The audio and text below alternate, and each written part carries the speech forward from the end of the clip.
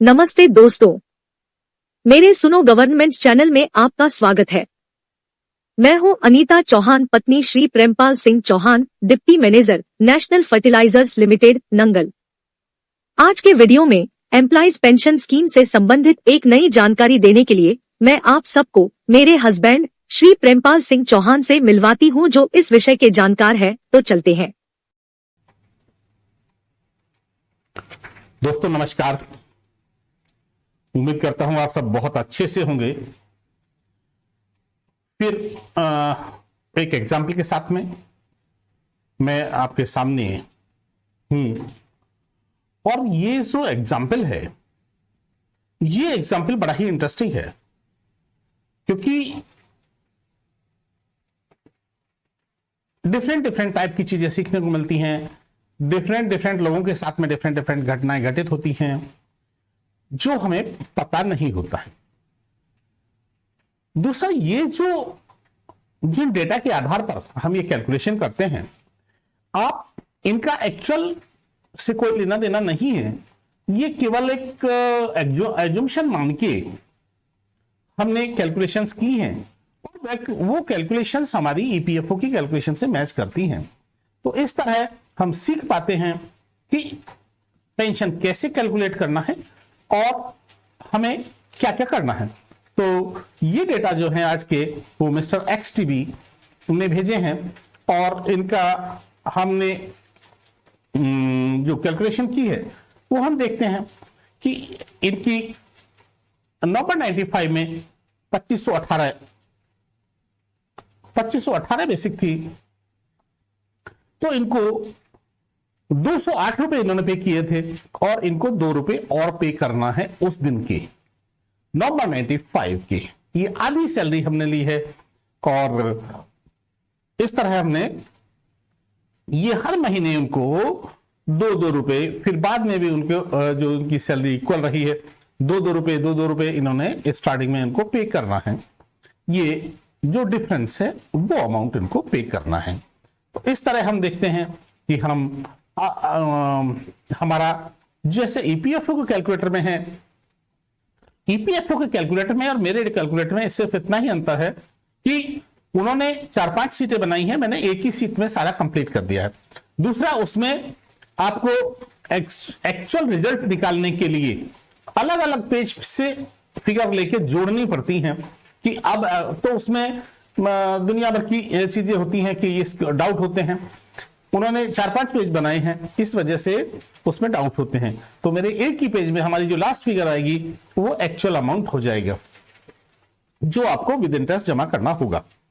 तो इस तरह हमने ये पूरा का पूरा हमने ये 1.16% का कॉलम, 8.33% का कॉलम, ये कंट्रीब्यूशन जो ऑलरेडी पे कर चुके हैं हम, जो हमें डिफरेंस पे करना है, ये हमने इस तरह, ये हमारा इंटरेस्ट रेट है, और ये हमारा जो ईयरली बैलेंस है जिसपे इंटरेस्ट कैलकुलेट होना है, और ये मार्च का बैलेंस और ईयरली बैलेंस। तो इस तरह हम ये कैलकुलेट करेंगे, और कैलकुलेट करके हम एक निष्कर्ष पे पहुंचते हैं कि ये एग्जाम्पल मैं अभी आपको जो बता रहा था, ये बड़ा इंटरेस्टिंग है। ये इंटरेस्टिंग इसलिए है, मेरे सामने भी फर्स्ट टाइम ऐसा एग्जाम्पल आया है, और फर्स्ट टाइम एग्जाम्पल मतलब इन्होंने किसी भी कारण से, कई बार बीमारी की वजह से, कई बार कई रीजंस की वजह से इन्होंने इतने दिनों में सैलरी नहीं ली है, इनको सैलरी नहीं मिली है काफी टाइम तक, और ये सैलरी यहां भी इनके 0 टाइम है, ये भी इनके 0 ईयर्स हैं, 0 फिगर्स हैं, पूरे मंथली 0 हैं। तो सिंपल जैसा ईपीएफओ की कैलकुलेशन कहती है, यहां से फिर 2009 से इनको रेगुलर मिलना स्टार्ट हुआ है। जैसी ईपीएफओ की फिगर कहती है, ईपीएफओ की कैलकुलेशन ये कहती है कि जितने भी नॉन कंट्रीब्यूटरी डेज हैं वो आपको अलग निकाल लेने होंगे और उनको माइनस कर देना होगा।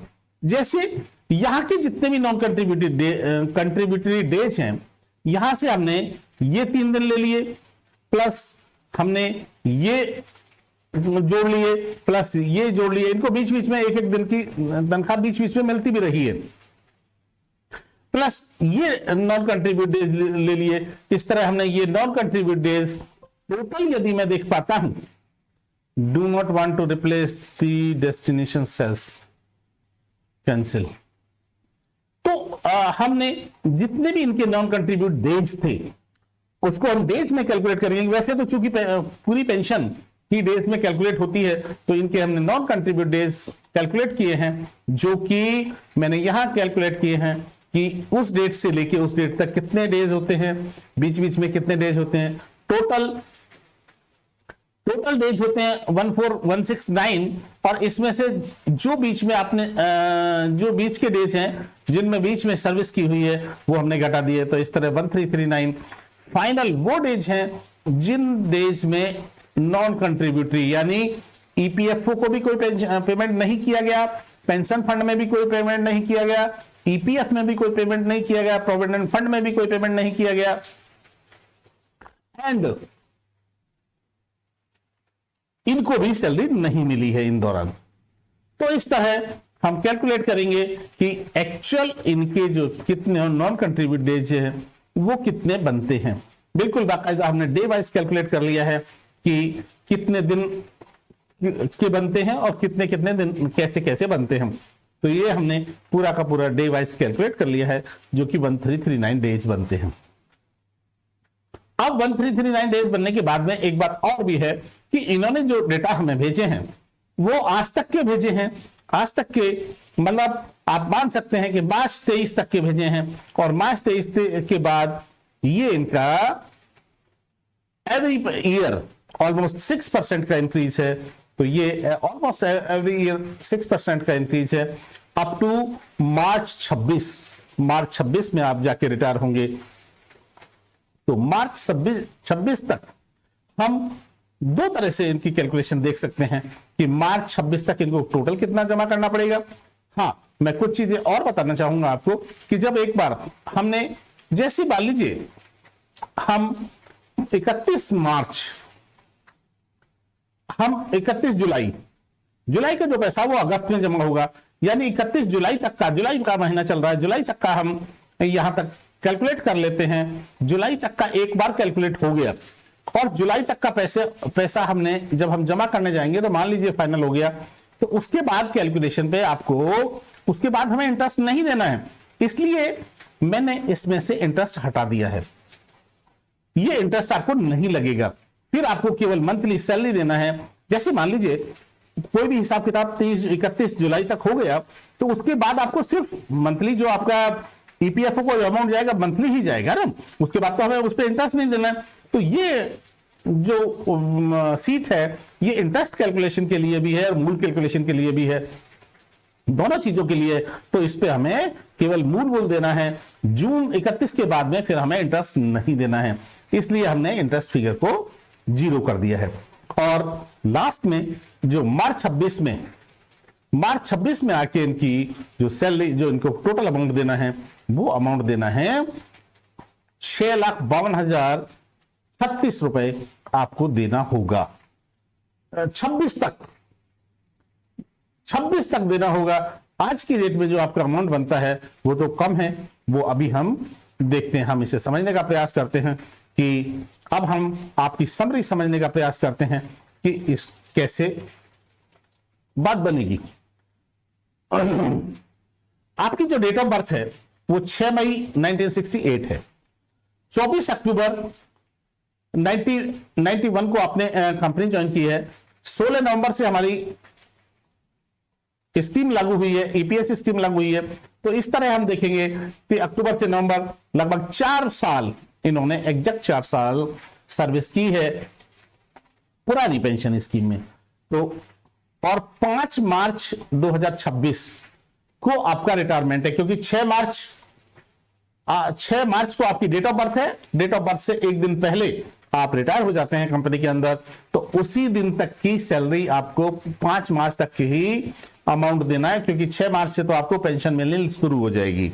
इसीलिए हमने ये जो अमाउंट लिया है वो 5 ही दिन का अमाउंट लिया है, 5 ही दिन का अमाउंट लिया है, और 5 ही दिन का अमाउंट हमने पीछे से भी जोड़ा है। 5 ही दिन का हमने इनका एवरेज निकालने के लिए इनकी टोटल सैलरी, जैसे मान लीजिए पिछले महीने 43,900 समथिंग 44,000 मान सकते हैं, तो 5 दिन की उसमें से होती है लगभग 7,000 रुपए, तो 7,000 ले लिया, प्लस पिछले महीने जो 61वां मंथ होगा उसमें से हमें लगभग 25 दिन की सैलरी लेनी पड़ेगी। तो जो 25 दिन की सैलरी है, 25 या 26 जो भी है, उस मंथ का जो भी डेट है उस प्रकार से हमें कैलकुलेट करना पड़ेगा। वो हमने कैलकुलेट की है 26,067 रुपए। तो इस तरह हम एवरेज पेंशन कैलकुलेट कर लेंगे। तो 4 साल हमने देखा अभी कि 4 साल एफपीएस में सर्विस की है, तो इसके टोटल सर्विस डेज हो गए 5 मार्च 26 तक, 1995 से लेके नवंबर 95 से लेके 5 मार्च 2026 तक टोटल डेज जो होते हैं ये 11,068 दिन होते हैं। लेकिन हमने अभी गिना इसमें से नॉन कंट्रीब्यूटरी डेज, इसको एनसीपी लिया गया है, non contributory period in days. जो ईपीएफ का पेंशन कैलकुलेटर है या ईपीएस की जो हमारी स्कीम है उसमें नॉन कंट्रीब्यूटरी पीरियड लिखा गया है इसको, तो मैंने इसे नॉन कंट्रीब्यूटरी डेज लिख दिया है, जबकि मुझे यहां पीरियड इन डेज लिख सकते थे। तो पीरियड इन डेज लिखने की बजाय नॉन कंट्रीब्यूटरी डेज लिख दिया मैंने। तो इसको 1339, ये 1339 डेज जिनमें सैलरी आपने नहीं ली है या नहीं ईपीएफओ को नहीं जमा किया है, ये सीधे के सीधे आपके टोटल दिन में से माइनस कर दिए जाएंगे जैसा पॉलिसी कहती है। और यही माइनस करके हमने ईपीएफओ के कैलकुलेटर पे भी देखा है। ईपीएफओ के कैलकुलेटर पे एग्जैक्ट जो पेंशन हम निकालते हैं उस पेंशन में मैंने इस तरह मान लीजिए किसी के 30 दिन माइनस कर दिए, किसी के बाद के दिनों में माइनस कर दिए, किसी के पहले दिनों में माइनस कर दिए, इस तरह मैंने कैलकुलेट करके देखा है। तो वो एग्जैक्ट रिजल्ट ऐसे ही आते हैं कि आप टोटल डेज में से नॉन कंट्रीब्यूटरी डेज माइनस कर दीजिए। तो इस तरह हमारे जो एक्चुअल सर्विस डेज बचे वो 9,728 दिन बचे। 9,728 दिन ये होते हैं लगभग 27.7 ईयर्स। यदि हम देखेंगे इसे तो ये होते हैं 27.7 ईयर्स। ये कैसे होते हैं कि हमने इसको 365 से सीधे सीधे मल्टीप्लाई कर दिया, वो डिवाइड कर दिया, तो 26.7 यानी लगभग 27 साल होते हैं। और 27 साल के लिए जो फैक्टर है हमारा टेबल बी का वो 7.686 आता है इस तरह। और चूंकि आप 20 साल से ज्यादा सर्विस है, ये 20 साल से ज्यादा सर्विस है, तो इनको 2 साल का बोनस मिलेगा 730 दिन। ये हमने इसमें जोड़ दिए इनके सर्विस डेज में जो हमारे घटाने के बाद आए थे, यानी 10,458 सर्विस डेज होते हैं जो कि, और एवरेज मंथली सैलरी होती है इनकी 39,086। तो इस तरह 4 साल के लिए जो हमारा टेबल का फैक्टर है वो अप टू 11 ईयर्स के लिए वो 85 रुपीज है। और इस तरह ईपीएस की जो पेंशन होगी वो 653 रुपीज बनेगी इनकी। और 653 रुपीज के हिसाब से हम इसे कैलकुलेट कर सकते हैं कि जो हमारी पेंशन बनती है वो बनती है न्यू पेंशन 15,998 रुपए। इस तरह टोटल पेंशन बनेगी 16,651 रुपए। 16,651 रुपए आपकी लगभग टोटल पेंशन उस समय पर बनेगी। यदि हम पुरानी पेंशन कैलकुलेट करने निकले तो पुरानी पेंशन कैलकुलेट करने की यहां आवश्यकता नहीं है, क्योंकि पुरानी पेंशन में 26 तक हो जाएगा, तो तब तक पुरानी पेंशन का अभी हिसाब किताब हो चुका होगा, तो पुरानी पेंशन कैलकुलेट नहीं होगी। तो इस तरह जो 31 जुलाई 2023 तक की हमने कैलकुलेशन की है वो 5,33,732 रुपए आपको जमा करना है। और जो आज की डेट में जो इन्हें 26 तक जमा करना है, 23 इसको 26 मानिए, 31 जून 26 तक मानिए, क्योंकि आप रिटायर हो जाएंगे